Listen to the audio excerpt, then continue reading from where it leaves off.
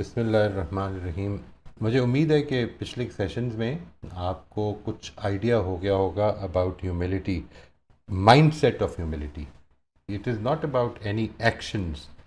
I do not ascribe to the idea कि हम कुछ एक्शंस जो हैं उससे ह्यूमिलिटी की बात करें, और ना I ascribe to the idea, as most of you might know, जो मेरे दूसरे सेशंस भी देखते रहते हैं, that I am not very much in favor of the fact that we should decide about others' humility or lack of it. हमें इस चीज़ की ज़िंदगी में इस चीज़ का ना कोई फ़ायदा होना है, और ना हम इससे कुछ हासिल कर सकेंगे कि अगर हम ये जज करने लग पड़ें कि दूसरे कैसे हैं। लिहाजा एक चीज़ जो आज के इस सेशन में मैं चाहता हूँ कि जब हम ये बात करते हैं कि ये इंडिकेटर्स, सटल इंडिकेटर्स हैं, सटल इंडिकेटर्स से मुराद ये है कि ये कुछ लतीफ़ किस्म की चीज़ें हैं, बहुत बारीक सी चीज़ें हैं जो छुपी हो सकती हैं आपसे, कि जिसको अगर हम पहचान लें तो हम अपने आप को बेहतर कर सकते हैं।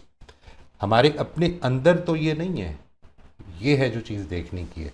यानी ये नहीं कि आपको मैं आज प्रॉब्ली शायद ये एक सेशन में तो ना हो सके, ये हम 2 सेशन में इसको इंशाल्लाह करेंगे। दीज आर अ फ्यू, इस पे जो मैं सोचता रहा और इस पे ऐड भी किया और चीज़ें भी देखने की कोशिश की, तो इसमें कुछ ऐसे इंडिकेटर सामने आते हैं कि जो हमारे अपने अंदर अगर हम पहचानने लग पड़ें तो उससे हमको फ़ायदा होगा। इसको प्लीज़ आपने बिल्कुल इस तरह इंटरप्रेट नहीं करना है that they relate in any way to others. यानी आपकी नज़र में अगर ये सटल इंडिकेटर्स आ गए हैं तो ऐसा नहीं होना चाहिए कि कल आप देखने लग पड़े कि ये वो कर रहा है तो इसलिए इसके अंदर ह्यूमिलिटी नहीं है। नहीं, ये मेरे लिए हैं, ये मुझे सीखने के लिए हैं कि क्या मैं ये फील कर रहा हूँ। ये जब मैं करता हूँ, ये इंडिकेटर्स तो बिहेवियर्स हैं, लेकिन असल में जो चीज़ इम्पॉर्टेंट है अगेन वो उसके पीछे का माइंडसेट है। यानी ह्यूमिलिटी, जिस तरह मैंने आपसे अर्ज़ किया कि मेरी राय ये है कि ह्यूमिलिटी असल में एक माइंडसेट है, यानी जिसमें कि मैं अपने आप को एक स्ट्रेंथ की जगह पे पाता हूँ। मैं अपने आप को ये समझता हूँ कि मेरे पास जो मैं चाहता हूँ है, या I should be honoured, I should be respected, I should be given a position, मुझे प्रोटोकॉल मिलना चाहिए, मेरा मेरा जिक्र होना चाहिए। ये जो एस्पेक्ट है कि जिसमें मैं सेल्फ सेंटर्ड होता हूँ, egotistical, this is not egoistical, this is egotistical, जिसमें मैं अपनी सेल्फ इम्पोर्टेंस की बात कर रहा हूँ। ईगोइस्ट वो होता है जो अपना फ़ायदा देख रहा होता है, अगर कोई काम कर रहा है तो उसमें देखेगा कि मेरा फ़ायदा क्या है। ईगोटिस्ट वो होता है कि जो ये कह रहा है कि मैं इम्पॉर्टेंट हूँ। तो असल में ज़िंदगी की इस पूरी, अब हम जैसे जैसे आगे चलेंगे इंशाल्लाह तो उस पर हमने बड़ी तफसील से बात करनी है कि how do we approach life. इस वक्त जो हम बात कर रहे हैं वो ये कि there are certain subtle indicators जिनको मैं आपके सामने लाऊंगा जी अभी, जो कि अगर हम इनसे अवेयर हो जाएं तो अपने बारे में we can start looking at it from the perspective of improvement. इसमें जो सबसे पहला है वो है सटल बोस्टिंग। सटल बोस्टिंग का मतलब ये है कि मैं अपनी तारीफ़ नहीं कर रहा, बात इस तरह से बयान कर रहा हूँ कि जैसे मिसाल के तौर पर बड़े प्रेशर में हूँ। फॉर इंस्टेंस मैं आपसे ये कहूँ अगर कि मैं आजकल बड़े प्रेशर में हूँ, मेरे पास कोई टाइम नहीं है, हर आदमी मेरे से मशवरे के लिए आ जाता है, तो ये असल में एक सटल तरीका है। मैं कह तो ये रहा हूँ कि मेरे पास प्रेशर बहुत है, मेरे पास टाइम की कमी है, but actually now this relates to my intention. इससे आप अंदाज़ा लगा लीजिए कि ये पॉसिबल है कि मैं जब ये बात कर रहा हूँ तो आपके लिए ये सटल बोस्टिंग और मैं सिर्फ अपनी प्रॉब्लम बयान कर रहा हूँ, दिस इज़ क्वाइट पॉसिबल। इसलिए जो चीज़ इम्पॉर्टेंट है वो मेरी अंडरस्टैंडिंग है कि मैं ये कर रहा हूँ, क्या मैं जो ये बोलने लगा हूँ इसमें मैं अपनी इम्पोर्टेंस का जिक्र कर रहा हूँ, इसमें मैं अपने आप को बड़ा बताने की कोशिश कर रहा हूँ, इससे मैं लोगों को ये समझाने की कोशिश कर रहा हूँ कि इस वक्त मेरे पास जो टाइम की कमी है वो मेरी वजह से, मेरी एबिलिटीज़ की वजह से है। What do I intend. ये जो इंटेंशन है इंसान की, ये चूँकि हमेशा छुपी हुई होती है और ये अल्लाह ताला का कानून है कि छुपी रहेगी। मुनाफिकीन की मुनाफ़िकत जो है वो जब तक कि अल्लाह ताला नहीं बताएंगे तो किसी पैगंबर को भी पता नहीं चलेगी। ये जो एस्पेक्ट है, इस वजह से हम अपने बारे में जान सकते हैं कि ये जो मैंने बात की है इसमें असल मकसद क्या था। If I am doing that. इसी सटल पोस्टिंग की एक और मैं आपको मिसाल देता हूँ, ये मैंने काफ़ी पोस्ट्स में देखा है कि इंसान बज़ाहिर, अगेन ये मैं again I am not saying कि जो ये लिख रहा है वो उसमें लैक ऑफ ह्यूमिलिटी है. What I am saying is कि this is considered to be one of the indicators कि ये हो सकती है, इसलिए आदमी को इससे मोहतात हो जाना चाहिए. वो ये होती है कि आदमी अपनी किसी अचीवमेंट को बयान करने के लिए ह्यूमिलिटी का इजहार कर रहा है, लेकिन मकसद बेसिकली अचीवमेंट बयान करना है.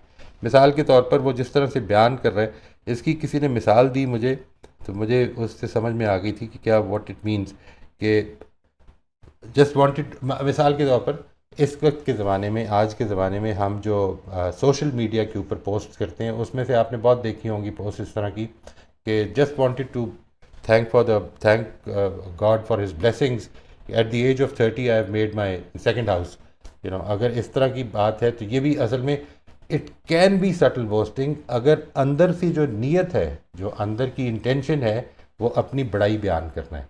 अपनी बड़ाई बयान करने की नीयत जब होगी तो वो चीज़ होगी सटल बोस्टिंग, अगरचे आप ह्यूमिलिटी के साथ ही बयान कर रहे हो. दूसरी चीज़ जो है जी, that is frequently mentioning the greatness of my ancestors and relatives.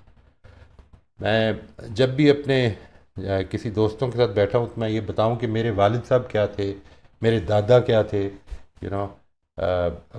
उनके पास कितनी प्रॉपर्टी थी, वो उनकी कितनी इज़्ज़त होती थी, उन्होंने कितने फ़ैसले किए लोगों के, वो गांव में क्या मकाम रखते थे, या फॉर इंस्टेंस ये बात कि ये पूरा शहर जो है इसको वो ओन करते थे. इस तरह की चीज़ें जो हैं, when I am talking about these, तो what is the intention behind it? Am I trying to tell people, क्या मैं ये बताना चाह रहा हूँ कि मैं जिस फैमिली को बिलोंग करता हूँ वो बड़ी ग्रेट फैमिली है? वो क्या चीज़ है जो मैं बताना चाह रहा हूँ? जब आपकी इंटेंशन ये हो जाए कि मैं किसी ना किसी पहलू से दूसरे पर अपनी बर्तरी या अपनी ग्रेटनेस, एंसेस्ट्रल ग्रेटनेस, अपनी अचीवमेंट की ग्रेटनेस, अपनी दौलत की ग्रेटनेस, इसका इजहार करना चाह रहा हूँ, तो यहाँ पर ख़तरा है कि मैं शायद उसका शिकार हो रहा हूँ. Third thing is feeling unhappy at others success. And again ज़ाहिर है कि ये भी अंदर का मामला है. आप अगर ये महसूस करते हैं कि आप दूसरों की सक्सेस पर, अगरचे हम बड़ी अच्छी तरह से मुबारकबाद देते हैं, अगरचे हम मुस्कुरा के मिलते हैं और मिठाइयाँ भी लेके जाते हैं, लेकिन अंदर से को बहुत खुश नहीं हो रहे होते. ऐसा लगता है कि जैसे शायद ये हमारा हक था जो दूसरे ने ले लिया. बल्कि ख़ास तौर पर अगर ये आपके किसी कॉलीग के साथ हो रहा है तो ये बहुत ही ज़्यादा हो जाएगा. यानी बिकॉज यू फील कि अगर ये उसको ना मिलता तो ये मुझे मिलता. ये है जी कंपटीशन. बेसिकली ये है वेयर यू फील कि मेरी सक्सेस का मतलब है कि दूसरा हारे, और दूसरे की जीत असल में मेरी हार है. कंपटीशन ये नहीं होता कि हम एक दूसरे से आगे बढ़ने की कोशिश कर रहे हैं, मुसाबकत की कोशिश है, बल्कि ये है कि दूसरे की हार पर मेरी जीत मबनी है. यानी I will only succeed if the other person fails और लूजेस. तो व्हेन यू फील अनहैप्पी, जब अंदर से आपको बहुत ज़्यादा खुशी फील ना हो रही हो अंदर से, वाकई के अल्लाह का शुक्र है इसको अल्लाह ताला ने ये दिया है, और ये समझना कि ये भी इसके लिए आजमाइश है और अल्लाह ताला इसको इस आजमाइश में कामयाब करे, ये वाला पूरा एस्पेक्ट जो है अगर पैदा हो रहा है, तो इसका मतलब है कि फिर you don't have this aspect of lack of humility inside you. और ये भी जहन में रखिएगा कि ये जो मैं आपके साथ शेयर कर रहा हूँ सारे, ये सारे होने ज़रूरी नहीं है. इनमें से अगर आप ये नोट कर रहे हैं, या इंशाल्लाह this will be available in a few days time, ये जो रिकॉर्डिंग भी है, तो मुझे उम्मीद है कि ये सारी चीज़ें आपके सामने आ जाएंगी. उनको ज़रूर नोट कर लीजिएगा और ये देखिए, फिर अपने ऊपर कॉन्शियसली अपने आप को ऑब्ज़र्व करके देखिए कि क्या ये, am I feeling it this way. The next thing is desire to appear flawless. हमारी ये ख्वाहिश कि हमसे कोई गलती नहीं हुई, या मेरे अंदर कोई गलती नहीं है, मैं बिल्कुल ठीक हूँ, जिसको आप कहते हैं ना परफेक्शनिज्म का शिकार होना, to appear perfect. This is a very dangerous thing, और इसके नतीजे में कुछ चीज़ें पैदा होती हैं जो इसके अंदर की चीज़ें हैं, वो भी मैं सामने ले आता हूँ अभी आपके. अगर आपकी ये ख्वाहिश है कि आप, you should always be seen as a flawless person, अंदर से हम बड़ी अच्छी तरह ये जानते हैं, we know it very well कि हम में से कोई भी फ्लॉलेस नहीं है, लेकिन हम अपने फ्लॉज को फॉर वट एवर रीज़न, देखिए, अगर आपको ये लगता है कि मैं अपने फ्लॉ को इसलिए बचा रहा हूँ या रोक रहा हूँ कि मेरे वालिद साहब मुझे डांटेंगे, तो ये obviously this is not lack of humility, ये तो दिस इज़ फीलिंग स्कैर्ड, ठीक है जी। बट अगर आपको ये ख़तरा नहीं है तो जिस वजह से आप अपीयर कर रही हैं फ्लॉलेस, या चाहते हैं कि लोग आपको फ्लॉलेस समझें, या ये चाहते हैं कि गलती जो है वो मुझे एस्क्राइब ना की जाए, ये असल में ये वजह है जो डिटर्मिन करेगी कि आप ये लैक ऑफ ह्यूमिलिटी का शिकार हैं या किसी फियर की वजह से कर रही हैं। फियर ऑफ फेलियर ऑब्वियसली ये भी एक बड़ा अहम है कि मैं इसका नतीजा ये निकलता है कि ये फियर ऑफ फेलियर कई दफ़ा इतना ज़्यादा हो जाता है कि आदमी पैरालाइज हो जाता है, वो कोई काम नहीं कर पाता। He does not have the motivation और द डिज़ायर और the courage to take a step, इसलिए क्योंकि हर आदमी जो काम कर रहा है उसका इम्कान है कि उसने फेल भी होना है। तो अगर ये फियर ऑफ फेलियर है तो क्यों है, यानी why are you scared. For instance एक आदमी इसलिए फियर ऑफ फेलियर का शिकार है कि मेरे पास इतने ही पैसे हैं यार, मैं इसको रिस्क नहीं लगा सकता, ठीक है। ये तो खुद एक हम्बल रीज़न है। बट लेट्स से एक आदमी इसलिए फियर ऑफ फेलियर का शिकार है कि मैं अगर फेल हो गया तो लोग मेरे बारे में क्या समझेंगे। I want people to know that I am a very disciplined, I'm a very good, I'm a very intelligent, I'm a very sharp person. और वो जो सारा इमेज है वो बेड़ा गर्क हो जाएगा, वो जो मैंने इमेज क्रिएट किया हुआ है परफेक्शन का, वो मसला बन जाएगा। इसी का एक नतीजा एक और भी है जी, and that is need for control. आप ये चाहते हैं कि मेरी ज़िंदगी में कंट्रोल मेरे हाथ में रहे। ये सारे के सारे जो मैं इंडिकेटर्स बता रहा हूँ, आपने इनको अपने ऊपर गौर करना है जी। ये कोई इसमें कमी तो नहीं महसूस करते। Don't think about others. बहुत बहुत सारे लोगों का ख्याल आ जाएगा, आएगा ही दूसरों का, लेकिन ये है जो असल में सेल्फ इम्प्रूवमेंट है कि मैंने अपनी ज़ात को देखना है कि क्या मैं इस चक्कर में परेशान तो नहीं होता हूँ। Do you feel stressed? अगर आपकी प्लानिंग ख़राब हो जाए, अगर वो जो स्ट्रेस है वो फील हो रहा है, तो आप ये सोचिए कि अगर मेरी ये प्लानिंग फेल हो गई तो क्या होगा, व्हाट विल हैपन, ठीक है। और वो रीज़न है वो आपको बताएगा कि क्या ये ह्यूमिलिटी की कमी से पैदा हो रहा है या ये कोई और मसला है। इन ईदर केस एक चीज़ तो बड़ी क्लियर है कि ये नीड फॉर कंट्रोल जो है ये असल में ये फरामोश करके पैदा होता है कि there is someone who else who is controlling the whole thing. सारा कुछ असल में किसी और के हाथ में है। तो मैं जब अपने मेरे प्लान्स टूटते हैं तो वो टूटते हुए प्लान्स भी असल में किसी के प्लान्स पूरे हो रहे होते हैं। और आज के लिए आखिरी चीज़ है जी कंपैरेटिव थिंकिंग। हम अपनी ज़िंदगियों में एक तो तरबियत हुई भी है हमारी कि हम अपनी अपनी अचीवमेंट्स, अपनी सक्सेस, अपने फेलियर्स को दूसरों के मुकाबले में देखते हैं कि कैसे जा रहे हैं हम।